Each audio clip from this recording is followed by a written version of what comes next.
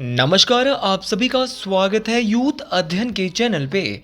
देखिए एक बार फिर से मैं आप सभी के बीच एसबीटेट नवंबर 2025 के लिए जीके का पार्ट 40 लेके आ चुका हूँ। पार्ट 40 का जो पहला क्वेश्चन है कि कौन लोकप्रिय रूप से पहाड़ी सीमांत गांधी के नाम से जाना जाता था। अगर बात करें हिमाचल प्रदेश में पहाड़ी सीमांत गांधी के नाम से भज्जूमल को जाना जाता था। ऑप्शन नंबर सी यहाँ पे बिल्कुल सही हो जाएगा। देखिए भज्जूमल को पहाड़ी सीमांत गांधी कहा जाता था। क्वेश्चन पूछने वाला क्वेश्चन ये भी पूछता है कि हिमाचल में पहाड़ी गांधी के नाम से किसे जाना जाता है। ये तो पहाड़ी सीमांत गांधी था। तो अगर बात करें पहाड़ी गांधी की, तो पहाड़ी गांधी के नाम से बाबा काशीराम को जाना जाता था। इस बात को भी आपने डिटेल से याद रखना है। अच्छा, क्वेश्चन पूछने वाला क्वेश्चन पूछेगा कि पहाड़ी गांधी बाबा काशीराम को किसने कहा, तो ये कहा था पंडित जवाहरलाल नेहरू। इस बात को भी आपने डिटेल से याद रखना है। क्वेश्चन पूछने वाला क्वेश्चन आपसे ये भी पूछता है कि पहाड़ा दा बुलबुल हिमाचल में किसे कहा जाता है। तो पहाड़ा दा बुलबुल भी बाबा काशीराम को ही कहा जाता है। और पहाड़ा दा बुलबुल इसको सरोजनी नायडू, तो सरोजनी नायडू के द्वारा बाबा काशीराम को पहाड़ा दा बुलबुल कहा गया था। इस बात को आपने डिटेल से याद रखना है। अच्छा, क्वेश्चन पूछने वाला क्वेश्चन आपसे ये भी पूछता है कि हिमाचल प्रदेश में कविराज के नाम से किसे जाना जाता। तो अगर बात करें कविराज की, तो कविराज के नाम से हिमाचल प्रदेश में पंडित पद्मदेव जी को जाना जाता था। इस बात को आपने याद रखना है। अगर आप भी एसपीटेट नवंबर में अपना टेट क्वालिफाई करना चाहते हो अभी भी, तो जुड़िए हमारे साथ। मात्र और मात्र 499 रुपीज़ मंथ में हम देंगे आपको 499 में लाइव प्लस रिकॉर्डेड क्लासेस। वो लाइव प्लस रिकॉर्डेड क्लासेस जिसको आप कभी भी और किसी भी समय देख सकते हैं। तो अगर आप हमारे बैच के साथ जुड़ना चाहते हैं या हमसे पेड हैंड रिटन नोट्स लेना चाहते हैं, तो आप 7876145409 आप इस नंबर पे कांटेक्ट कर सकते हैं। क्वेश्चन पूछने वाला क्वेश्चन आपसे सीधा पूछता है कि आर्किटेक्ट ऑफ हिमाचल प्रदेश के नाम से किसे जाना जाता है। तो अगर बात करें आर्किटेक्ट ऑफ हिमाचल प्रदेश, तो वो वाई एस परमार, जो कि हिमाचल प्रदेश के प्रथम मुख्यमंत्री वाई एस परमार जी सिरमौर के बागथन जिले से ये संबंध रखते थे। इस बात को आपने याद रखना। तो सिरमौर के बागथन नामक स्थान से थे ये, सिरमौर जिले के बागथन से। ठीक है, ये भी बहुत दफ़ा क्वेश्चन पूछा गया है। अच्छा, क्वेश्चन पूछने वाला क्वेश्चन ये पूछता है कि जो हिमाचल प्रदेश है, हिमाचल प्रदेश में सिंधी गांधी के नाम से किसे जाना जाता था। तो अगर बात करें सिंधी गांधी की, ये तीन गांधी थे। एक तो था आपका पहाड़ी सीमांत गांधी, एक पहाड़ी गांधी और एक था सिंधी गांधी। तो सिंधी गांधी के नाम से कृष्ण नंद स्वामी को जाना जाता था। इसका नाम भी आपको जरूर याद रखना है। अच्छा, क्वेश्चन पूछने वाला क्वेश्चन आपसे ये भी पूछता है कि हिमाचल प्रदेश में महर्षि के नाम से किसे जाना जाता है। तो अगर बात करें महर्षि की, तो महर्षि के नाम से हिमाचल में निकोलस रोरिक को जाना जाता है। इस बात को आपने डिटेल से याद रखना है। अच्छा, साथ साथ में मैं करंट अफेयर की वीडियो जी आपके बीच अपलोड करता रहता हूँ, तो आप प्लेलिस्ट में जाके उनको भी डिटेल से देख सकते हैं। करंट अफेयर भी मोस्ट इंपॉर्टेंट रोल अदा करने वाला है इस परीक्षा के लिए।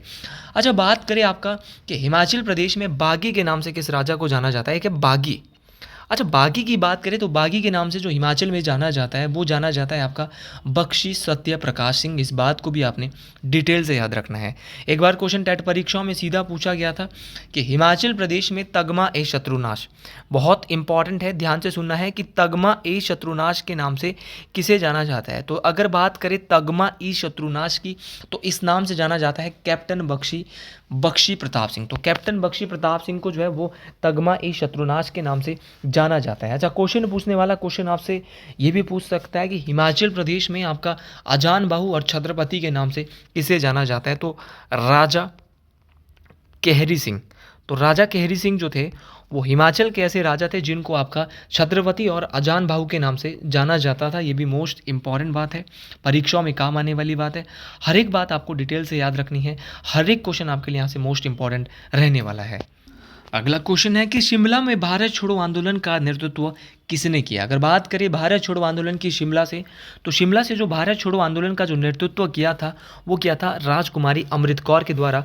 ऑप्शन नंबर बी यहाँ पे बिल्कुल सही हो जाएगा।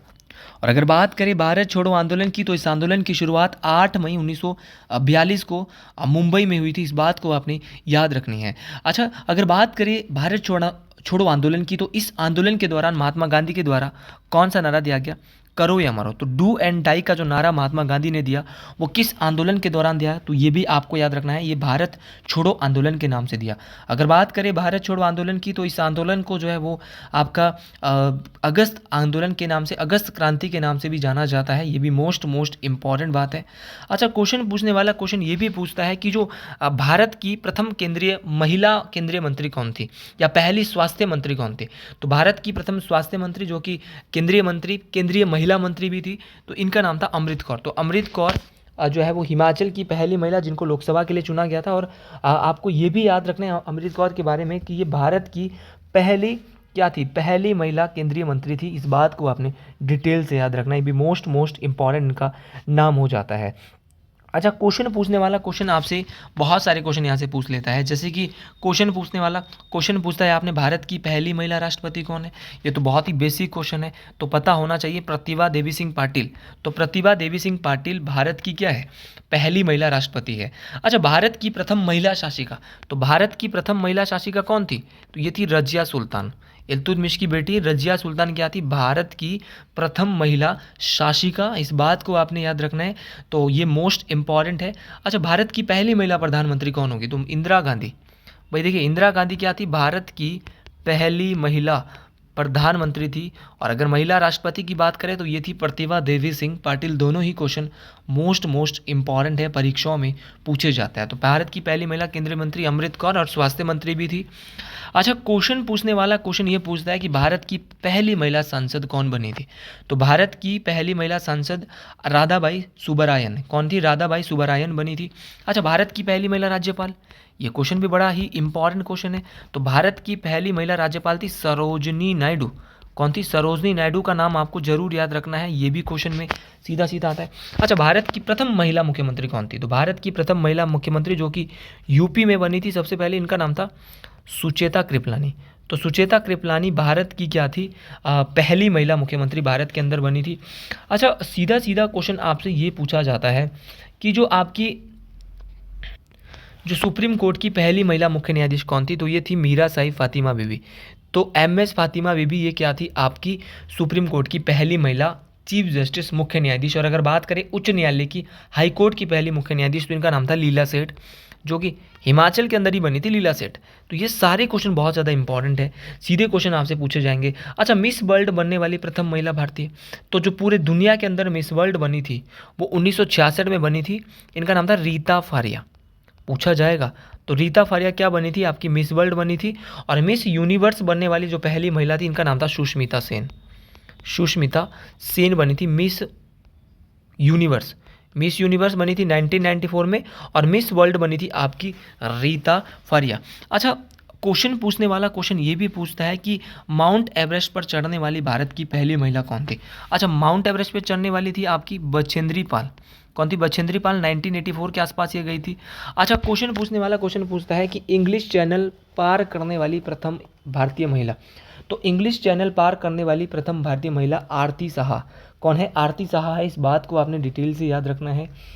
अच्छा, क्वेश्चन पूछने वाला क्वेश्चन आपसे ये भी पूछ सकता है कि भारत रत्न से सम्मानित भारत की पहली महिला, तो इनका नाम था श्रीमती इंदिरा गांधी। ये भी आपको डिटेल से याद रखना है। और क्वेश्चन ये भी पूछा जाता है कि भारत की प्रथम महिला जिन्होंने ऑस्कर जीता था, तो इनका नाम था भानु अथैया। तो ऑस्कर पुरस्कार जीतने वाली भारत की पहली महिला कौन थी, भानु अथैया का नाम आपको जरूर याद रखना है। यहाँ से एक नया क्वेश्चन आने वाला है। और इंग्लिश चैनल पार करने वाली प्रथम महिला कौन थी, आरती साहा थी। इस बात को डिटेल से आपने मेरे भाई याद रखना है बेहतर तरीके से। चलिए जी अगले क्वेश्चन की ओर कि चंद्रताल झील हिमाचल प्रदेश के किस जिले में स्थित है। ये तो बहुत ही बेसिक क्वेश्चन है कि जो चंद्रताल झील है वो हिमाचल के किस जिले में पड़ती है। अच्छा, चंद्रताल की बात करें, चंद्रताल आपके लाहौल स्पीति में है। और इस झील का जो निर्माण है वो हिमाचल प्रदेश के सबसे बड़े ग्लेशियर बड़ा शिगड़ी में क्या हुआ था, 1936 को तबाही आई। और तबाही आने के कारण क्या हो गया, आपके बड़ा लाहौल स्पीति में एक झील का निर्माण हो गया। अच्छा, लाहौल स्पीति में एक झील का निर्माण हुआ जिसका नाम है चंद्रताल। लाहौल स्पीति में कौन कौन सी झीलें हैं उनकी बात आज करते हैं। लाहौल स्पीति में आपकी चंद्रताल झील है, लाहौल स्पीति में आपकी सूरजताल है, सूरजताल। सीधा क्वेश्चन आपसे परीक्षाओं में ये भी पूछा जाता है कि यूनामसो झील कहाँ पर है, तो यूनामसो झील भी आपके लाहौल स्पीति में पड़ती है। देखो एक झील है नीलकंठ, देखो नीलकंठ भी आपको याद रखना है, नीलकंठ भी कहाँ है, नीलकंठ भी लाहौल स्पीति में है। फिर क्वेश्चन है आपकी एक झील और है आपकी बड़ा डोनसर झील, कौन सी है, बड़ा डोनसर झील। अगर बात करें बड़ा डोनसर झील की, तो बड़ा डोनसर झील भी आपके कहाँ पर है, बड़ा डोनसर भी आपके लाहौल स्पीति में है। आपकी एक झील है मचियाल, अगर बात करें मचियाल लेक की, मचियाल झील की, तो ये भी आपके लाहौल स्पीति में है, मचियाल झील भी आपको। तो लाहौल स्पीति में आपको याद रखना है सूरज ताल, चंद्र ताल, आपका यूनामसो, नीलकंठ, दीपक ताल, बड़ा डोनसर और मचियाल झील। इसके बाद बहुत दफ़ा किन्नौर की झीलें पूछे, किन्नौर में बहुत कम झीलें हैं। किन्नौर में है नाको झील जो कि स्केटिंग के लिए बहुत ज़्यादा फेमस है, और एक झील किन्नौर में आपकी जो है वो है आपकी सोरंग झील, तो दोनों किन्नौर की भी याद रखनी है। अच्छा, चंबा की अक्सर बहुत बार पूछी जाती है दोस्तों। देखिए चंबा की बात करें तो चंबा में अगर मैं चंबा की झीलें आपको बताऊँ तो घड़ासरू झील, घड़ासरू झील कहाँ पर है, घड़ासरू झील भी आपके चंबा में। और दशहरे की मैं आपको हार्दिक शुभकामनाएं देना चाहूँगा, भगवान श्री राम का आशीर्वाद आपके ऊपर बना रहे, महादेव जी का आशीर्वाद बना रहे। और वीडियो आपको भी अच्छी लग रही हो तो हर हर महादेव कमेंट बॉक्स में जरूर लिखिए, मोटिवेशन मिलता है मुझे, एक अंदर से अलग मोटिवेशन मिलता है, तो आप हर हर महादेव जरूर कमेंट बॉक्स में लिख सकते हैं। अच्छा, चंबा में गड़ासरू है, गड़ासरू के अलावा खजियार। अच्छा, खजियार की बात करें तो खजियार झील भी आपकी चंबा में है। खजियार के अलावा आपकी लामा डल झील, लामा डल झील भी कहाँ पर है, आपकी चंबा में है। लामा डल झील के अलावा मणिमहेश झील, मणिमहेश झील भी आपके कहाँ पर है, चंबा में है। एक चंबा से आपका चमेरा, तो चमेरा झील ये कृत्रिम झील है, मतलब कि इसको मानव के द्वारा बनाया गया है, तो चमेरा भी आपकी चंबा में है। चमेरा के अलावा आपका महाकाली, बहुत इंपॉर्टेंट है महाकाली, तो महाकाली झील भी आपकी चंबा में है। और आपकी जो अगर बात करें चंद्रकूप ताल, तो ये भी चंबा में है। तो सारी की सारी झीलें चंबा की भूलनी नहीं है। घड़ासरू चंबा में है, अगले बार खजियार पूछेगा तो खजियार भी चंबा में है, लामा डल झील भी चंबा में है, मणिमहेश भी चंबा में है, मणिमहेश झील। और आपका क्योंकि मणिमहेश जी की यात्रा भी चंबा में ही होती है भगवान भोलेनाथ की, और चंबा, चमेरा झील, महाकाली झील और चंद्रकूप ताल, ये सारी की सारी झीलें आपकी चंबा जिले में है, मोस्ट इंपॉर्टेंट है। शिमला में कोई ज़्यादा नहीं है, शिमला में आपको याद रखना है, शिमला में आपकी चंद्रनहान झील है जहाँ से पब्बर नदी निकलती है। आपकी शिमला में तानू जुब्बड़ है, कौन सी है, तानू जुब्बड़ झील, ये भी शिमला में है। तानू जुब्बड़ के अलावा कराली, तो कराली झील भी आपके शिमला में है। और कराली ऐसी झील है जो कि गंदे पानी की झील है। तो इस सारे क्वेश्चन आपको डिटेल से याद रखने हैं, बेहतर तरीके से याद रखने हैं, हर एक क्वेश्चन आपको बहुत डिटेल से याद होने वाला है। अगला क्वेश्चन यहाँ पे है कि अंतर्राष्ट्रीय न्यायालय कहाँ पर स्थित है, तो पूरे दुनिया का जो कोर्ट है जिसको बोलते हैं ICJ, international court for justice, जिसको आईसीजे के नाम से जाना जाता है, ये हैग नीदरलैंड में, एग्जैक्ट बताऊँ तो हैग नीदरलैंड भी कभी कभार ऑप्शन में होता है, तो दोनों याद रखना है। तो हैग में पड़ता है और हैग के कहाँ पर है, नीदरलैंड में है, इस बात को आपने डिटेल से याद रखना है। तो अगर बात करें अंतर्राष्ट्रीय न्यायालय की, तो यहाँ पे कुल न्यायाधीश कितने होते हैं, एक बार ये क्वेश्चन पूछा गया था। तो यहाँ पे कुल न्यायाधीश आपके टोटल जो जज होते हैं वो 15 होते हैं। फिर लास्ट टाइम जो आपका दिसंबर में टेट हुआ था वहाँ पे पूछा था कि जो अंतर्राष्ट्रीय न्यायालय के न्यायाधीश होते हैं उनका कार्यकाल कितना होता है, टेन्योर कितना होता है। तो कार्यकाल की बात करें तो कार्यकाल मेरे भाई बहन होता है 9 वर्ष, कितना होता है, 9 वर्ष कार्यकाल होता है, मोस्ट इंपॉर्टेंट है। और यहाँ पे ये बात बोली जाती है कि कोई भी 2 न्यायाधीश एक देश के नहीं हो सकते, ये भी आपको डिटेल से याद रखना है। अच्छा, बात करें अंतर्राष्ट्रीय न्यायालय की कोरम क्या होता है, कोरम होता है गणपूर्ति। तो अंतर्राष्ट्रीय न्यायालय का जो कोरम होता है ना दोस्तों, कोरम आपको जरूर याद रखना है। तो कोरम होता है 9 जज, जब तक 15 में से, टोटल 15 जज है, 15 में से 9 नहीं आ जाएंगे तब तक यहाँ पे कार्रवाई शुरू नहीं होगी, मतलब कि कार्रवाई शुरू नहीं होगी, तो उसको कोरम बोला जाता है, गणपूर्ति बोला जाता है। अच्छा, अंतर्राष्ट्रीय न्यायालय की भाषा क्या है, तो अगर भाषा की बात करें तो फ्रेंच व अंग्रेजी, तो यहाँ पे फ्रेंच और अंग्रेजी भाषा जो है वो बोली जाती है, इस बात को भी आपने डिटेल से याद रखना है। क्वेश्चन ये पूछा जाता है कि जो अंतर्राष्ट्रीय न्यायालय है यहाँ से भारत से भी कोई मुख्य न्यायाधीश रहा है, तो जी हाँ, एकमात्र मुख्य न्यायाधीश यहाँ पे भारत से रहे हैं जिनका नाम है डॉक्टर नगेंद्र सिंह। तो एकमात्र भारतीय व्यक्ति जो कि अंतर्राष्ट्रीय न्यायालय में मुख्य न्यायाधीश रहे हैं, तो इनका नाम है डॉक्टर नगेंद्र सिंह। अच्छा, न्यायाधीश तो बहुत रहे हैं लेकिन मुख्य न्यायाधीश एक ही रहा है जिनका नाम है डॉक्टर नगेंद्र सिंह। अच्छा, अंतर्राष्ट्रीय न्यायालय में वर्तमान में न्यायाधीश कौन है, तो भारत से वर्तमान में भारतीय न्यायाधीश है दलबीर भंडारी। तो खाली जज है भाई दलबीर भंडारी, तो लेकिन चीफ जस्टिस एक ही बंदा बना है जिनका नाम है डॉक्टर नगेंद्र सिंह। और अगर बात करें अंतर्राष्ट्रीय न्यायालय में पहले भारतीय न्यायाधीश की, भारत से जो वर्तमान में दलबीर भंडारी न्यायाधीश है, लेकिन पहले न्यायाधीश कौन है, मुख्य न्यायाधीश तो एक ही है लेकिन एक न्यायाधीश भी बना होगा पहले, तो ये था वेनेगल रामाराव। कौन था, वेनेगल रामाराव। इस बात को आपने डिटेल से याद रखना है, बेहतर तरीके से याद रखना है, हर एक बात यहाँ से इंपॉर्टेंट रहने वाली है। अगला क्वेश्चन है कि पीटी उषा की आत्मकथा का क्या नाम था। अगर बात करें पीटी उषा की, तो पीटी उषा की जो आत्मकथा का नाम था वो था गोल्डन गर्ल। और आप सभी लोग जानते हैं कि उड़न परी और पीटी उषा के नाम से हमारे देश में किसे जाना जाता है। तो अगर बात करें उड़न परी और आपकी गोल्डन गर्ल की, तो उड़न परी और गोल्डन गर्ल के नाम से हमारे देश में पीटी उषा जी को जाना जाता है। बहुत दफ़ा टेट परीक्षाओं में बेसिक क्वेश्चन पूछे जाते हैं। तो बेसिक क्वेश्चन कैसे आते हैं, सीधा सीधा क्वेश्चन आता है कि भाई आप ये बताएं कि खेल जगत में रन मशीन और चीकू के नाम से किसे जाना जाता है। तो रन मशीन और चीकू के नाम से आपका विराट कोहली को जाना जाता है। आपका हॉकी का जादूगर के नाम से, मैजिशियन ऑफ हॉकी, तो बोलेंगे भाई आपका मेजर ध्यानचंद। तो मेजर ध्यानचंद को जो है वो क्या बोला जाता है, हॉकी का जादूगर कहा जाता है।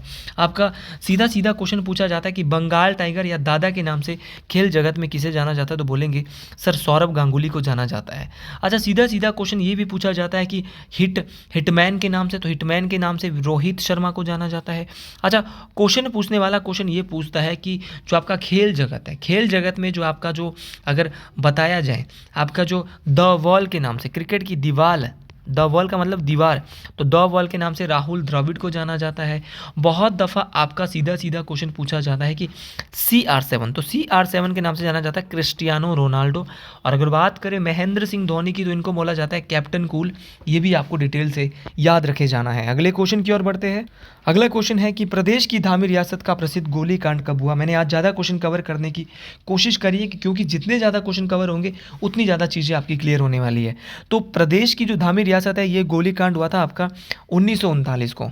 और अगर एग्जैक्ट बताऊं तो एग्जैक्ट आपको याद रखना है 16 जुलाई 1939 को यहाँ पे ये गोलीकांड हुआ था। ये गोलीकांड किसके नेतृत्व में हुआ था, तो अगर बात करें ये गोलीकांड जो है वो भागमल सोथा, ये नाम पूछा जाता है, भागमल सोथा के नेतृत्व में ये जो गोलीकांड हुआ था, ये बात आपको डिटेल से याद रखनी है। तो धामी रियासत मोस्ट इंपॉर्टेंट रहने वाला है। और धामी रियासत की जो राजधानी है वो कहाँ पे थी, एक बार ये क्वेश्चन आया था। तो धामी रियासत की जो राजधानी होती थी हलोग, और हलोग ये वही जहाँ पर एक मेला लगता है पत्थर का खेल मेला। तो पत्थर का खेल मेला कहाँ पे लगता है, तो ये जो पत्थर का जो खेल मेला है ये डिटेल से आपको याद रखना है। ये जो है वो हलोग में लगता है। हलोग कहाँ है, धामी रियासत की राजधानी का नाम हलोग है। ये भी आपको डिटेल से याद रखना है। अगला क्वेश्चन है कि महात्मा गांधी के राजनीतिक गुरु कौन थे। तो अगर बात करें महात्मा गांधी की, तो महात्मा गांधी के राजनीतिक गुरु थे गोपाल कृष्ण गोखले। देखिए गोपाल कृष्ण गोखले जो है वो महात्मा गांधी के राजनीतिक गुरु थे। गोपाल कृष्ण गोखले के द्वारा क्या क्या किया गया था, ये मोस्ट इंपॉर्टेंट बात बनती है।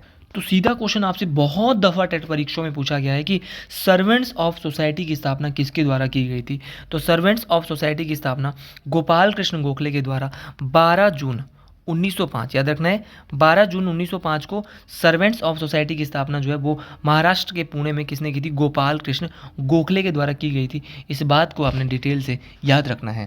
सीधा क्वेश्चन पूछा जाता है कि गोपाल कृष्ण गोखले ने भारतीय राष्ट्रीय कांग्रेस की अध्यक्षता कब की। तो भारतीय राष्ट्रीय कांग्रेस की इन्होंने 1905 में जो बनारस अधिवेशन कांग्रेस का होता है इसमें अध्यक्षता की थी गोपाल कृष्ण गोखले ने। ये बात आपको जरूर याद रखनी है। अच्छा, यहाँ पे नाम दिया है रविंद्रनाथ टैगोर। तो अगर बात करें रविंद्रनाथ टैगोर की, तो ये इनको गुरुदेव के नाम से जाना जाता था। इस बात को डिटेल से आपने याद रखना। इनके बारे में हम बहुत बार कर चुके हैं। इनको पूरे एशिया में सबसे पहले 1913 में नोबेल पुरस्कार मिला था। आज जानते हैं विनोबा भावे के बारे में। ये विनोबा भावे वही है जिनके द्वारा भारत में सर्वप्रथम भूदान आंदोलन, मोस्ट इंपॉर्टेंट है, भूदान आंदोलन भारत में किसने चलाया। तो भूदान आंदोलन जो चलाया वो चलाया विनोबा भावे के द्वारा। और सीधा क्वेश्चन ये भी पूछा जाता है कि एशिया का नोबेल जिसको रमन मैग्सेसे कहा जाता है, ये सबसे पहले किसे मिला। तो ये भूदान आंदोलन के प्रवर्तक आपके आचार्य विनोबा भावे है, इनको मिला था, जिसको एशिया का नोबेल पुरस्कार भी कहा जाता है। तो रमन मैग्सेसे पुरस्कार याद रखना है। रमन मैग्सेसे पुरस्कार जो सबसे पहले मिला था वो किसको मिला था, आचार्य विनोबा भावे। ऑप्शन ए यहाँ पे बिल्कुल सही हो जाएगा, बेहतर तरीके से सही हो जाएगा, इसलिए आप इस बात को डिटेल से याद रखें। अच्छा, यहाँ पे नाम दिया है स्वामी विवेकानंद। इनके द्वारा 1897 में क्या किया गया था। तो ये बात आपको याद रखनी है कि रामकृष्ण मिशन की जो स्थापना है वो 1 मई 1897 को किसने की थी, आपके स्वामी विवेकानंद जी के द्वारा की गई थी। इस बात को आपने डिटेल से याद रखना है। कहाँ पे की थी, तो कोलकाता में की थी। ये भी आपको डिटेल से याद रखना है। और अगर बात करें स्वामी विवेकानंद जी के मूल नाम की, तो इनका मूल नाम था नरेंद्र नाथ दत्त। याद रखना क्या नाम था, नरेंद्र नाथ दत्त था। और दूसरी बात आपको याद रखनी, इनके गुरु का जो नाम था वो रामकृष्ण परमहंस था, इसीलिए इन्होंने रामकृष्ण मिशन की स्थापना भी 1897 में की। इस बात को आपने डिटेल से याद रखना है। ये सारे के सारे क्वेश्चन मोस्ट इंपॉर्टेंट है, परीक्षाओं में पूछे जाते हैं। रामकृष्ण उन्हें नरेंद्र बुलाते थे और उन्होंने जो है वो 1881 में जो है वो जो स्वामी विवेकानंद है वो नरेंद्र नाथ दत्त से जो मिले थे, इस बात को भी आपने डिटेल से याद रखना है। आज का आखिरी क्वेश्चन कि भारत का मैनचेस्टर किस शहर को कहा जाता है। तो अगर बात करें भारत के मैनचेस्टर की, तो भारत का जो मैनचेस्टर है वो अहमदाबाद को कहा जाता है। अहमदाबाद जो है वो आपकी किस नदी के किनारे स्थित है, तो ये भी आपको याद रखना है, गुजरात में है, साबरमती नदी के किनारे स्थित है। भारत में 3 मैनचेस्टर है, एक है आपका भारत का मैनचेस्टर जो अहमदाबाद है, एक है आपका उत्तर भारत का मैनचेस्टर जो है आपका कानपुर।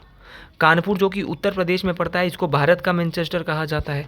फिर आपसे क्वेश्चन ये पूछा जाता है मेरे भाई बहनों कि आपका जो भारत का मैनचेस्टर है वो आपको पता चल गया, उत्तर भारत का पता चल गया, दक्षिण भारत का मैनचेस्टर कहाँ पर है। तो दक्षिण भारत का मैनचेस्टर कोयम्बटूर। तो कोयम्बटूर को दक्षिण भारत का मैनचेस्टर कहा जाता है। इस बात को आपने डिटेल से बेहतर तरीके से याद रखना है। जितना बेहतर तरीके से चीज़ों को पढ़ोगे उतनी बेहतर तरीके से ये चीज़ें आपके क्लियर होने वाली है। तो ये सारी की सारी चीज़ें मोस्ट इम्पॉर्टेंट मैंने आपको बताई है। सीधा सीधा क्वेश्चन पूछा जाता है कि हिमाचल में जो आपका भारत है, भारत में जो है वो दक्कन की रानी किसे कहा जाता है। तो दक्कन की रानी कहा जाता है पुणे। तो दक्कन की रानी आपकी पुणे को कहा जाता है। आपका सीधा सीधा क्वेश्चन पूछा जाता है पिंक सिटी, गुलाबी शहर, तो गुलाबी शहर आपका जयपुर को कहा जाता है। फिर आपका सीधा क्वेश्चन पूछा जाता है कि आपका जो आप ये बताइए कि भारत में जो है वो किस शहर को जो झीलों का शहर कहते हैं। तो झीलों का शहर आपका नैनीताल उत्तराखंड को कहा जाता है। और अंतिम क्वेश्चन पूछा जाता है कि भारत का पूरब का स्कॉटलैंड किसको कहते हैं। तो पूरब का स्कॉटलैंड कहते हैं शिलोंग। किसको कहते हैं, शिलोंग को कहा जाता है पूरब का स्कॉटलैंड। ये भी आपको ज़रूर याद रखना है। फिर आपका क्वेश्चन ये पूछा जाता है कि गेटवे ऑफ इंडिया के नाम से किसे जाना जाता है ना। तो गेटवे ऑफ इंडिया के नाम से जो जाना जाता है वो मोस्ट इम्पॉर्टेंट है कि गेटवे ऑफ इंडिया के नाम से सर किसको जाना चाहिए। गेटवे ऑफ इंडिया के नाम से मुंबई को जाना जाता है, भारत का प्रवेश द्वार आप इसको बोलेंगे। अच्छा, बहुत दफ़ा टेट परीक्षाओं में एक क्वेश्चन आया है और क्वेश्चन क्या था, क्वेश्चन था कि आप ये बताइए कि जो आपका भारत का जो स्कॉटलैंड है वो किसको कहते हैं। तो भारत का स्कॉटलैंड कहते हैं कुर्ग। कुर्ग कहाँ पड़ता है, कर्नाटक। तो भारत का स्कॉटलैंड कुर्ग कर्नाटक को कहा जाता है। बहुत ही सुंदर जगह है, परीक्षाओं में बार बार पूछी जाती है। अच्छा, एक बेसिक क्वेश्चन जो है वो टेट में आता है। बेसिक क्वेश्चन आता है कि भारत की जो स्पेस सिटी है, भारत का जो गार्डन सिटी है, या भारत की जो सिलिकॉन वैली है, भारत की जो साइंस सिटी है वो एक ही है। भारत की स्पेस सिटी, भारत का गार्डन सिटी, भारत की सिलिकॉन सिटी और साइंस सिटी ये एक ही है। ये कहाँ पर है, ये आपका बंगलौर कर्नाटक में है। ये भी आपको मोस्ट इम्पॉर्टेंट तरीके से डिटेल से याद रखना है। तो ये सारे के सारे क्वेश्चन बहुत इम्पॉर्टेंट है। अच्छा, क्वेश्चन ये पूछा जाता है कि पेठा नगरी और ताज का शहर किसे बोला जाता है। तो ये बोला जाता है आगरा को। और एक क्वेश्चन और यहाँ से बेहतर तरीके से आता है कि प्रधानमंत्रियों की भूमि और ईश्वर का जो वास है और संगम सिटी के नाम से किसे जाना जाता है। तो ये जो जाना जाता है वो आपका ईश्वर का वास, प्रधानमंत्रियों का शहर और संगम सिटी के नाम से प्रयागराज को जाना जाता है। अगर बात करें आपका बहुत इंपॉर्टेंट है कि नवाबों का शहर, तो नवाबों का शहर आप सब लोग जानते हैं कि नवाबों का शहर मेरे भाई बहनों आपका लखनऊ है, मोस्ट इम्पॉर्टेंट है। तो आज के लिए इतना ही। आपको भी मेरी वीडियो पसंद आई हो तो कमेंट बॉक्स में ज़रूर लिखिए। हर हर महादेव, जय हिंद, जय हिमाचल प्रदेश, हर हर महादेव।